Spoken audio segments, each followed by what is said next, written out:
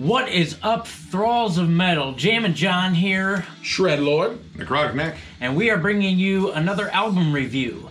This time we are reviewing the latest album from the band Genghis Tron. First album in 13 years, actually. This is the album Dream Weapon, released on the 26th of March on Relapse Records. They do have a new vocalist, Tony Walski, and they also picked up for the first time ever an actual drummer, Nick Yakishun. I'm sorry, I have butchered your name. Drums for Sumac and Baptists. This record picks up conceptually and lyrically from their album Board Up the House. I was a giant fan of that album. I've actually been a fan of this band for a while. Their early stuff is very different. Pretty much like Devo meets Nawsome, which you wouldn't even really think of those bands in the same room. Yeah, I haven't heard of these guys in a while. It's been a very long time. Well, 13 years. Yeah, Board Up the House. I remember that being a dramatic shift in their style, and this pushes it even more. This is, Yeah, this is something different. I guess we'll pretty much get right into it. The opening track, it's just an interlude. Exit Perfect Mind. Spacey, melodic synth. Sounds very 80s. Sounds Banks. very 70s. So, well, This is Tony Banks from Genesis, Worship, and it's awesome. I got higher than giraffe pussy to this album. This album is amazing. You can get lost in these synthy drones, and it's not like, the creepy John Carpenter synthy drones. Like, it doesn't feel evil or foreboding. It just feels spacey, like you can get lost in it. That is a good bulk of the feel of this album. Yes. You can get lost in it. It is a long trance with intense drumming. oh my god, dude, the drumming, it reminds me of Sean Reinert. Like in the next track, Pyro Scene, jumps right in with electronic noise and a really cool polyrhythmic drum beat that becomes hypnotic. Yeah. Throughout the song, throughout the album. One of the things I really liked about this drumming, and actually the drums on this album, is the electronic drums are still there, but the real drumming is the bulk of it. They just use the electronic stuff as an accent. And in terms of comparing this to previous releases, it's almost not comparable. It's closer to Board Up the House. It is nowhere near Cloak of Love or Dead Mountain Mouth. And even then, Board Up the House is still heavy in parts. This never really reaches heavy. Well, per se. It's heavy in a different parts. sense. Yeah. And can we just say that Cloak of Love is maybe the greatest pornographic film title that's never been used? It's what I call every condom I ever The used. Cloak of Love. I thought that's because they can't see it after you put it on. It's camouflage. We'll never see it coming. Oh my god. This album is, very carried by synths. In fact, this is one of the most intense things I've listened to with synths since Board Up the House. Synths. There we go.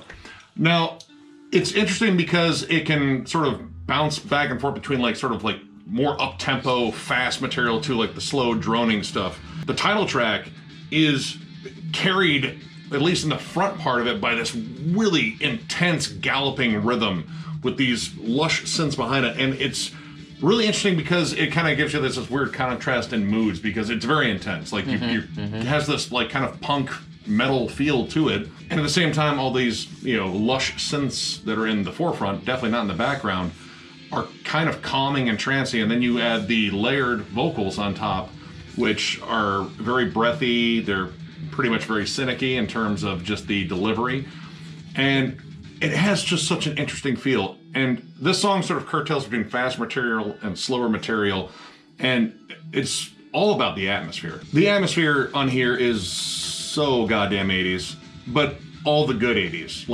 Literally everything I like about the 80s in terms of weird synthy stuff is on here. Remind me of Hagen's 1985 at times with their synth choices. These songs, to me, I've heard of Genghis Tron, but I've never actually listened to an album. And there's definitely things that jumped out at me.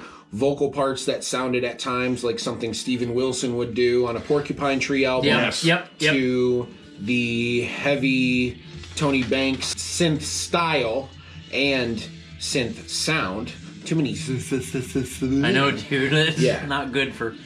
And the other thing is, when it did get heavy, which a few times in the album you do hear some heavy riffing. Oh, yeah. It almost sounds like maybe a more toned down Between the Buried and Yeah, dude. at times. Like during the Coma Ecliptic era, most notably. That's when I think BT Band was at their most melodic and able to tone it down a little bit. And, Actually, yeah. the last track, Great Mother, had like I think big that's my favorite hard track. rock breaks in Yeah. it. Like it would go from those synthy spots to like almost Muse or Yeah. like Foo Fighters, but like Yep. kind of the heavier side of it. And again, it's interesting. Like the heaviest part of this is definitely the synths. The guitars are almost like dressing on top of that. The synths carry almost every single moment on here. I love this keyboard player. Whoever this key player is, he's awesome. It's lush, it's layered, it's hypnotic. It really is. You It's just very hypnotic. get drawn in. Yep. And honestly, the other thing on top of that are the vocals again. You look at Alone in the Heart of the Light, there's actually like some interesting vocal stuff in there where they overlap different vocal takes, or at least it sounds like they do. And it almost sounds Sounds like a call and response. yeah, or a conversation with the same person. I don't know. It sounded like Chino talking to himself for a minute. But it was really good. And again, this is another layer of that sort of hypnosis that this album generates. Like Shred said, this was his first exposure to this band. And honestly, this is probably the first one to start with for any casual listener, because that early stuff is really Yeah, you really abrasive. gotta You really gotta be open-minded and very, very. My mind is so open right now. we're on Third the wrong- eye, man. Alone in the Heart of Light actually reminded me more of like Radiohead during the beginning couple minutes, like Radiohead and Nine Inch Nails. Dude, Kid A. Like, it had Yep. Kid A. Actually, there was a part in there that reminded me a lot of the song Idiotech, which is one of my favorite tracks off of there. And I have to say, like, towards the end, it kind of has this Tool, like, syncopated bit where, you know, it's only, like, in spots where the guitars take the forefront, and it's usually some, like, you know, atmospheric kind of, like, riffing. Like Devin Townsend project. Yeah, in terms of the layering, in terms of how, like, dense this is, I mean, even in the more isolated moments, there is still, like, a layer building up. Ritual Circle, the longest track on here, might be my favorite just because this is almost like a different approach to post-metal and not being metal at all, I guess. It's the long, slow build where it starts off very small, you know, it sort of builds and builds and adds a layer, and it just keeps building this interesting crescendo. And then where you think it's going to turn into, like, you know, kind of that same rhythm and just keep building on it, it switches gears and turns into Genesis's Abacab, essentially, yeah. which I love. That's an amazing song. Yes. So, I mean, they were hitting all these nostalgic points, but in terms of, like, song construction, they were nailing it. Well, and another thing I like about this too is they were able to write these longer songs. Never lost my interest. Yeah, no. Even when it gets into like the drone trancing thing, like I never stopped moving my head. Very calm and relaxing. I think because they knew when to cut it and build it back up again, and that Yeah. kept it from Yep. becoming boring.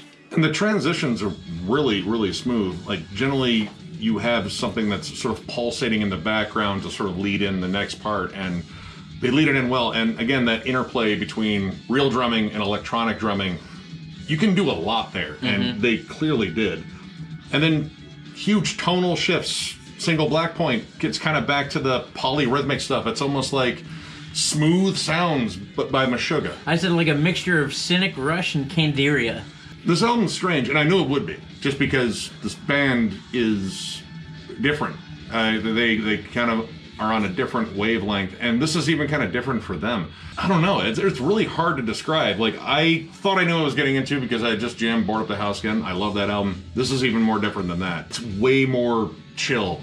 And, like, with a lot of, like, metal, because, you know, we listen to a lot, it's usually about, like, the kind of release of energy. Like, you know, just like, yeah, head banging out. And, this is more like kind of coasting on it. Just like, yeah, just gonna kind of chill on this. Like this is gonna be a nice driving at night record, or That. I mean, definitely get stoned. So that brings us to the end of this album. We're just gonna get right down to the rankings. For me personally, I give it 4.5 stars. I love this album. From start to finish. I like spacey, trancy albums, and when done right, such as this is, it's just beauty the whole way through. I get reminded of A lot of bands that I like that play this kind of music. Again, this was a big kind of cynic shout out, I think. Kicks ass. Well, folks, as you can see by my eyes, I really love this album. A lot. At first I was going to say 4, but I don't think I can and properly feel authentic. I'm going to say 4.5 as well. It was an actually very fun listen, a very peaceful listen, and something that I would absolutely listen to while falling asleep or relaxing, and just, you know, this reminded me of a lot of the things that I love as far as like 70s prog rock or just prog in general. Yeah, this was a really cool, unique blend, and from what I understand, this is kind of weird and unique for them too. So this is kind of like a one-off for them. Oh, I don't know, man. If they continue on, well, yeah, dude, I would. Yeah, keep going, please. So needless to say, you can tell I liked it too.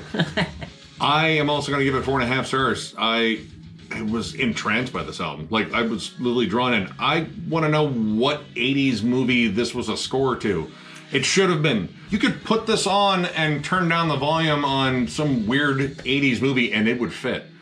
I absolutely love the songwriting here. Like, it is so engaging. This is just unbelievable to get lost in. And in terms of the band progressing their sound, man, dude, this is a huge jump forward. And after 13 years, yeah, no shit. I thought they were done. I thought this wouldn't ever happen. But here it is, and they came back possibly better than ever. So, yeah, 4.5 stars. It's amazing. Go get it.